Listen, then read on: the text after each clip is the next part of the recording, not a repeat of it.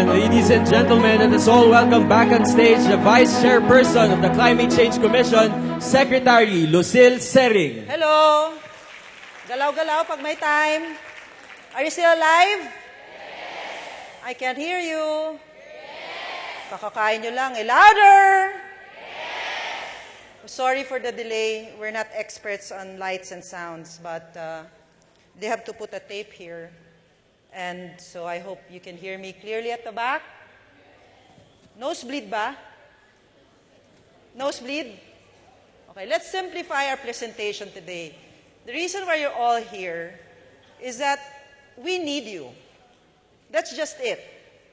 We in government cannot do everything by ourselves. We need you, and everybody here to help us spread the word. I don't know if somebody was even, I saw people mingling out the back. Did you actually look at it, or you just went to Kokoy? Who went straight to Kokoy? No one knows Kokoy. And later we will introduce him. Did you see someone welcome you also outside? Sino mas payat? Siya, ako? Sige na nga. We have free lunch. Okay, now let me present something today and try to let it, put it in the most simpler term that we can possibly think of.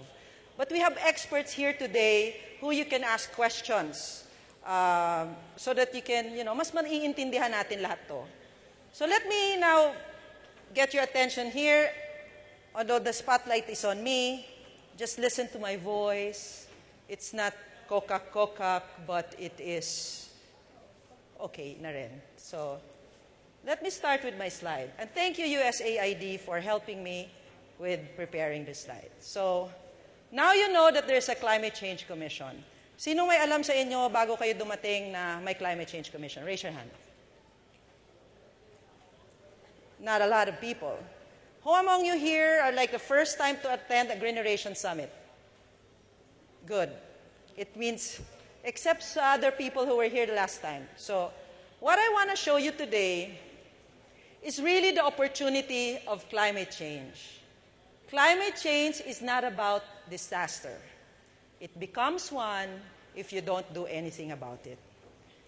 What we wanted to share to you today is that ang nangyayari sa atin, nakita natin ng mga nakaraang linggo, mga tanong ninyo, pwede kayang iwasan pa itong mga ganitong sakuna?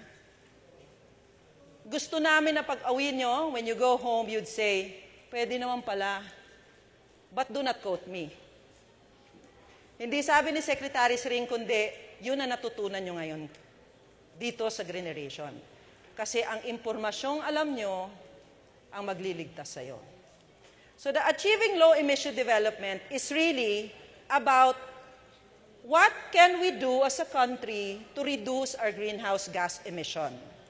If you were listening at the institutional video that was presented, there were several reasons why there's global warming. And they've identified greenhouse gases like methane, carbon dioxide. Saan nga ba naman ang gagaling yon? Dito nyo ngayon maiintindihan kung bakit sinasabi nila, we have to reduce, reuse, recycle. Dito nyo ngayon maiintindihan, bakit kailangan ko ayusin yung basura. Dito nyo rin maiintindihan kung bakit kailangan ko tanggalin yung plug. Sa panahon ngayon, hindi lang dahil makakatipid ka, kundi tumutulong ka rin sa pagbabago ng klima. So when we talk about low emission development, it is the opportunity of climate change.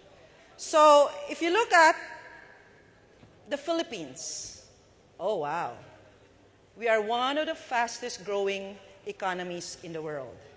We've actually overtaken China. We know that China is the fastest growing economy, but in the first quarter of this year, mas mataas po ang ating pagtaas ng ating GDP.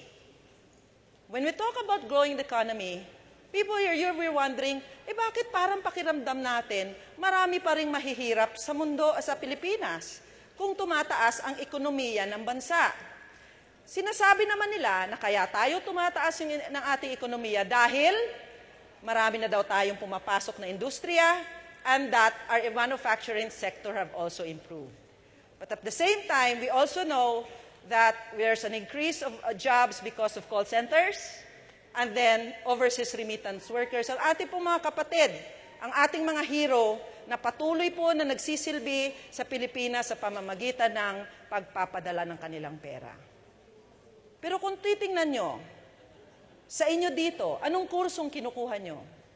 Pwede ba kayo sa manufacturing? Pwede ba kayo sa industrial sector? Pwede ba kayo sa call center? Yun ba yung kurso nyo? Kung in economics ka ba, call center ka na automatically? What we wanted here is this. If you're taking an economics major, then you should be taking something related to economics. If you're taking something like education, then you should be teaching. But we also have call center. It's beginning to be the first option. But what we don't know is that climate change with the green growth has more opportunities for a country, especially now that the world is moving towards a clean and green economy. So, kung mayaman naman pala, anong kulang? Mayaman nga tayo, pero ito ang problema.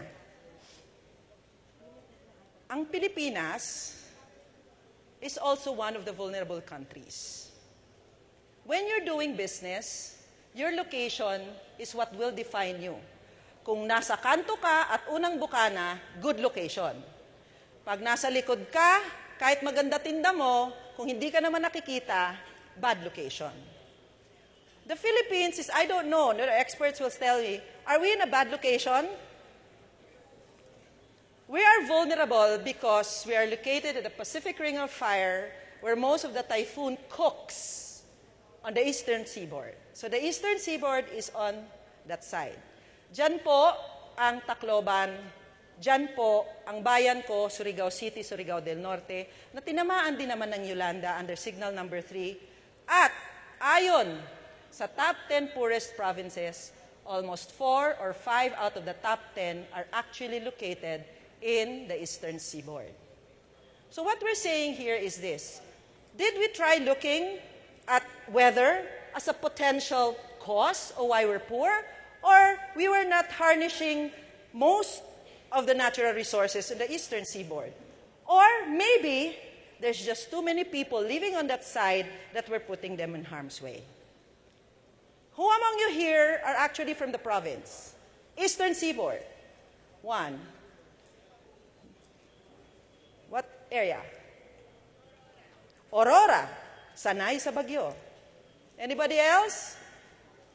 Ako po, hindi ako scientist. Pero laki po ng respeto ko sa mga scientist kasi ang tatalino ho nila, pero underappreciated po sila. Kaya tayo nandito dahil ayaw natin silang pumunta kahit saan. Ipagdadabot po dapat natin ang ating mga scientist kasi sa tingin ko, dapat natin silang kinukonsulta lalo na sa mga pagbabago ng klima. Ako po'y abogado. Kaya daw ako nag-abogado, mahina ako sa math. Agree? Any lawyers around in the room? But anyway, so the reason why we're vulnerable is that our location, kung saan namumuo, we have the, sabi nga nila, we are a mecca of all disasters. The only thing we don't have what? Winter storm. Okay? That's the only thing we don't have in the Philippines. But you see, even if we're vulnerable, we're also resilient in a way. Saan ka nakakakita na pagkatapos bagyuhin at umiyak, makakain lang, makainom ng soft drinks, o di kaya Red Bull, ngingiti na. We heard stories of resiliency in Tacloban.